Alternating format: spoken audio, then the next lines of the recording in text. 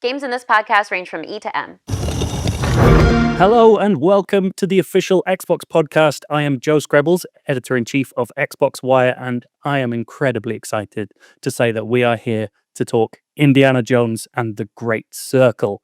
You have probably already seen that there is a near 15-minute deep dive into the game, going through things like story, combat, puzzles, and a lot more ahead of its December 9th launch. And with that video covering a lot of topics, I wanted to take that deep dive and dive even deeper into it. And that is why we have got Axel and Jens from Machine Games who have joined us. Thank you very much for taking the time. I know it must be incredibly busy for you right now. A bit, but it's a pleasure to be here and be, having the opportunity to talk with you about it. Oh, well, we're going to talk a lot about it. So cool. I have been lucky enough to play 2 hours of this game already, which has been incredible. But for a lot of people, this deep dive might be their first really extended look at how this game fits together and all the various moving pieces that are there. So before we kick it off, I'd love you to give a sort of top line summary of this game and the various elements of it that people are going to get their hands on very soon. Yeah, absolutely. So Indiana Jones and the Great Circle, it is a first-person cinematic adventure action game, and it's developed here in Sweden by Machine Games in close collaboration with Lucasfilm Games. And the game is set in between the events of Raiders of the Lost Ark and The Last Crusade. And one of the main missions with the game and the purpose and kind of one of the driving force behind it has been to make sure that we put the player into Indiana Jones' shoes. We really, really want you to feel like Indiana Jones. So with every whip crack, with every shot fired from your revolver, and with every punch to an enemy face, we really want you to feel like Indiana Jones.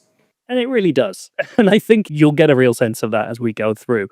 So kicking off this video, we start with this cutscene that seems to lead us into an action segment that looks to be just kind of a moment after a puzzle has been solved. So can you tell us where we are here and how we've got to this place?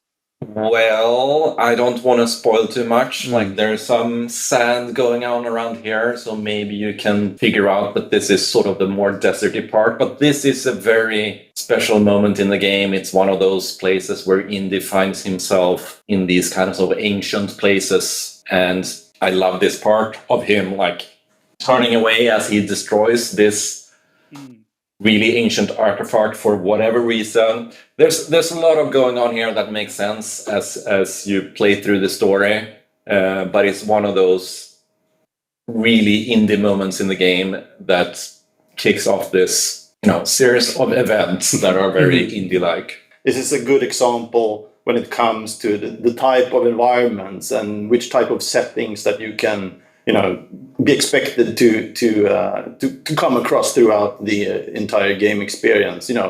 Mysterious places that get your brains spinning and your the cogwheels ticking. Like, what is this? What happened here?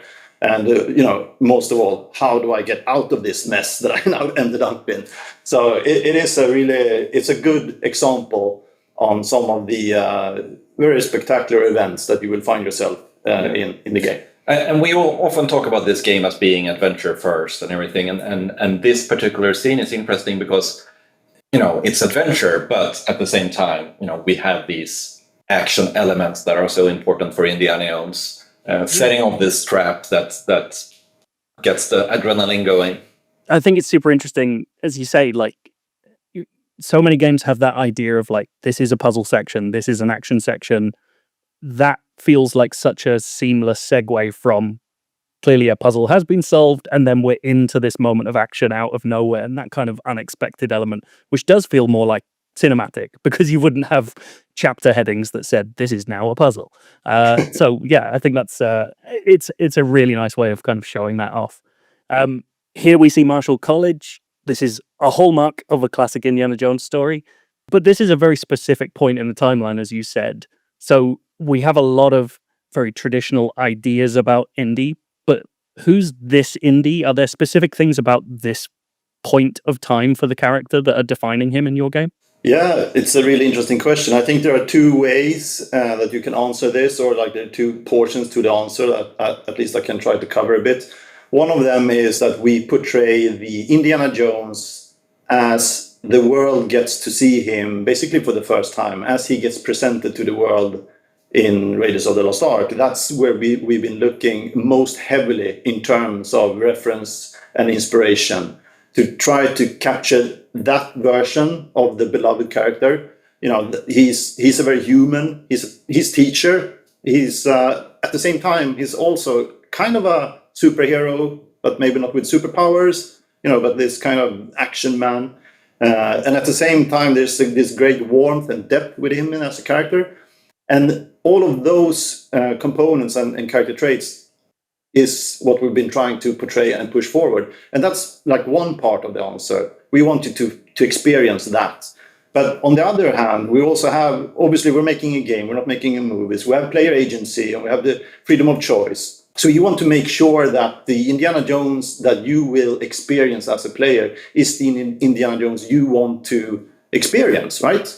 So if you prefer to be more towards stealth, or if you want to go more brawling and fighting with your bare knuckles more, or even pull out your revolver a little bit more from time to time, that's perfectly fine, because that's what we want to make sure that you as a player experience, your own Indiana Jones experience. It is the kind of approach we have to development here at Machine Games, very much like, starting off with the story, starting off with the character. What would you want to do being in this queues here? And that's why we have puzzles in the game, because it's something we feel fits into the universe in Indiana Jones and something you want to do as a player. So everything spins off from there throughout. Yeah, and talking about balancing, Joe, it has obviously been a lot of work making sure that we get the balance right in between, how much gunplay should there be, how the length of the puzzles, how long are the stealth sections, or, when we do allow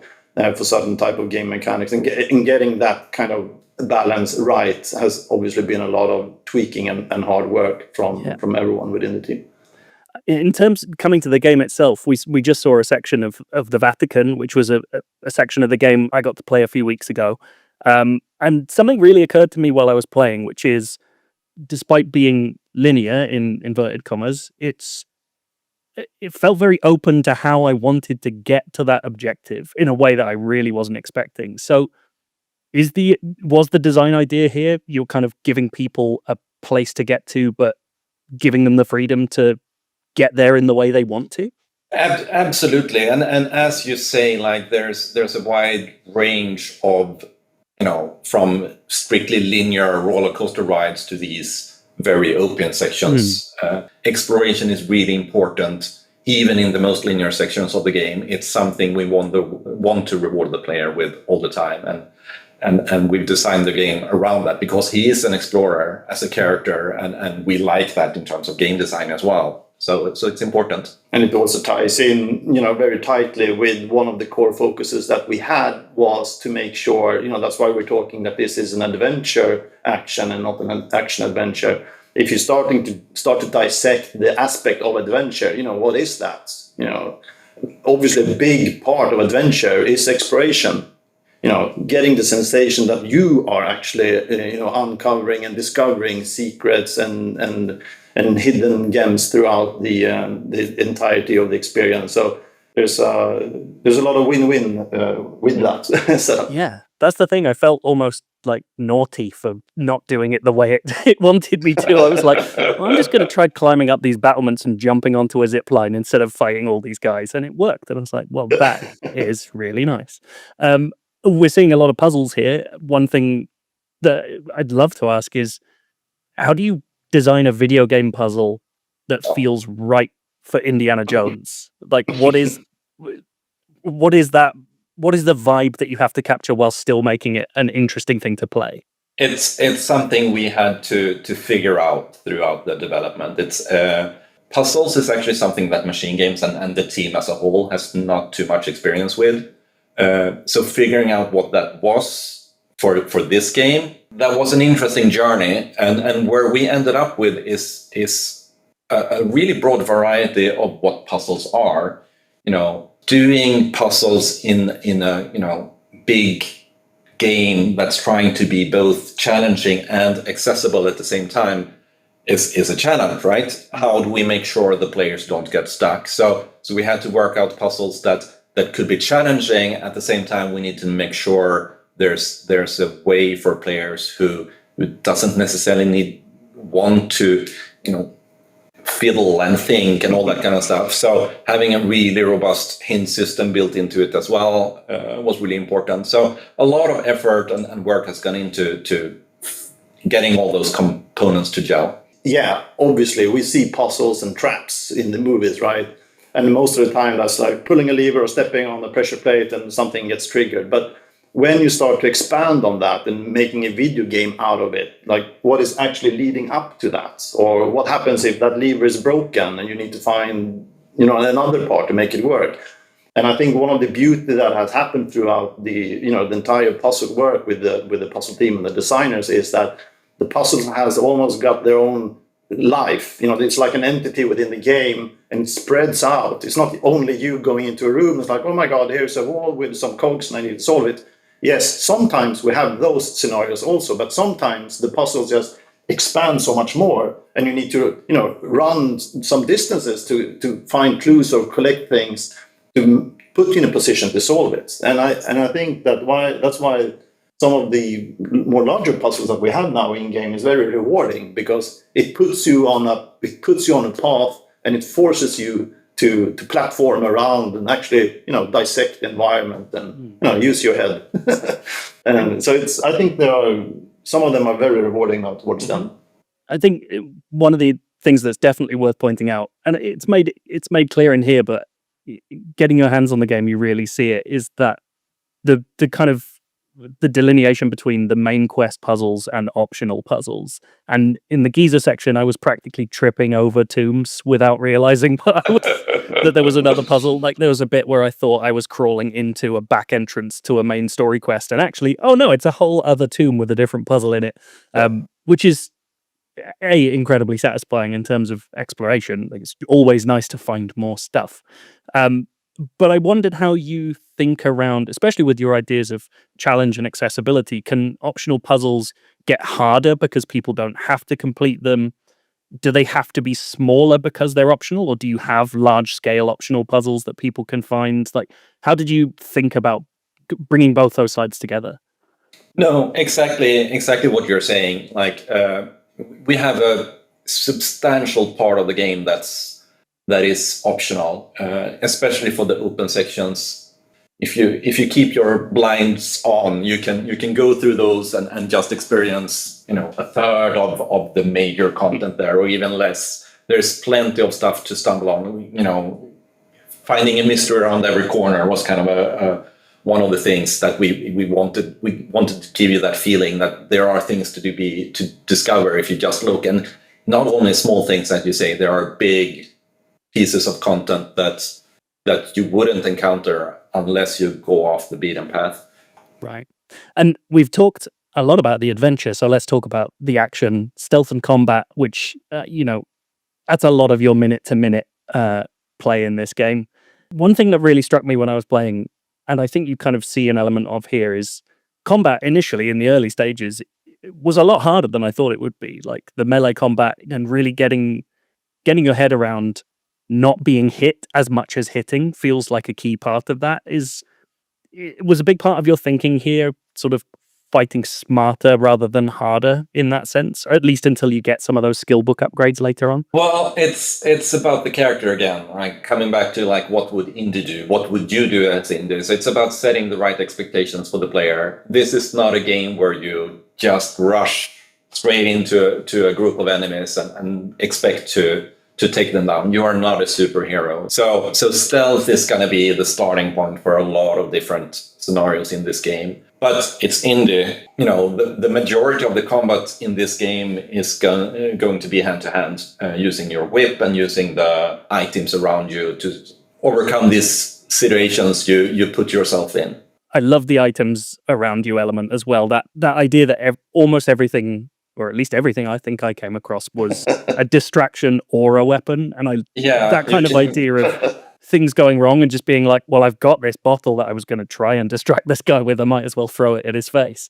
It ties into like another important aspect of the game, or of the IP, which is humor as well. Yeah. Because if you don't have humor within an Indiana Jones product, I don't think it would really feel like Indiana Jones. So it's an important beat that we've been trying to massage into throughout the entire production cycle, and we have that represented in many different aspects. Obviously, in VO, in cutscenes, and how people move and animate, but obviously also in the minute-to-minute gameplay, just to make sure that we capture that kind of not fully slapstick, but it needs to have the sensation of humor even in the fighting.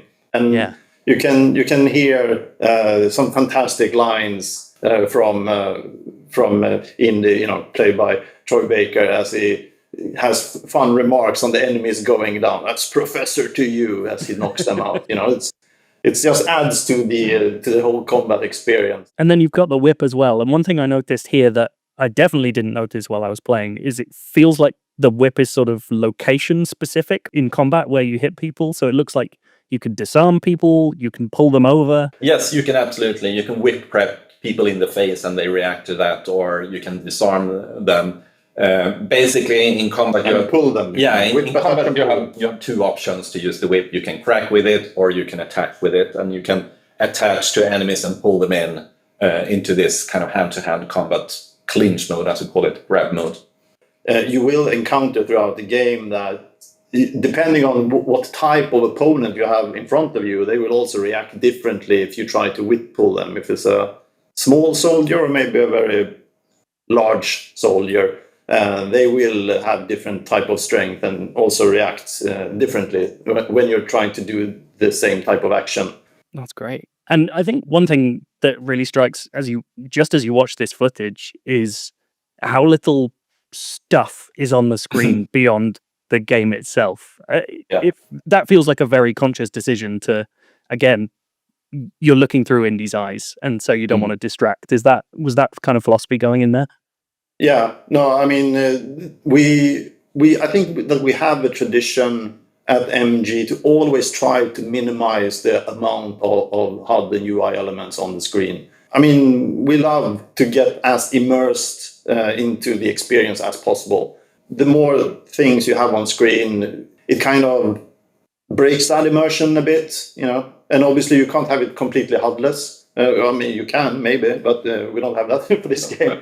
So at least trying to get it down to a minimum has been one of the focuses. And I think that we have a nice balance now towards the end, where we have the essentials, the necessary pieces of information is there for you to be able to understand the mechanics and perform accordingly. But it's absolutely a design choice, and that ties into becoming the character and being immersed into this world of Indy.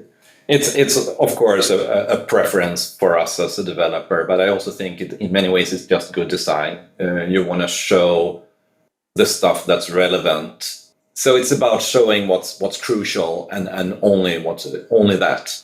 And I mean, it's also one of the big challenges, trying to make sure, when we're talking about play navigation and HUD and UI as well, to make sure that the game is informing you or helping you understand where to go, where to look, without potentially having neon signs blinking this direction, please. Yeah, it feels like it plays into the fact that we're in such an analog world as well. This is this is a place without technology that we have now, so it does make more sense that you have to pull out a physical map and have a look at it rather than a mini map being on your screen at all times. He's not wearing like a Space Marine's helmet or something, so that really fits. And I think that's one of the things that I came out of, particularly the open section, really loving, is that feeling of, I'm in this place, I need to look down at my map, I need to look up and make sure I'm looking at the thing I think I am and how to get from place to place.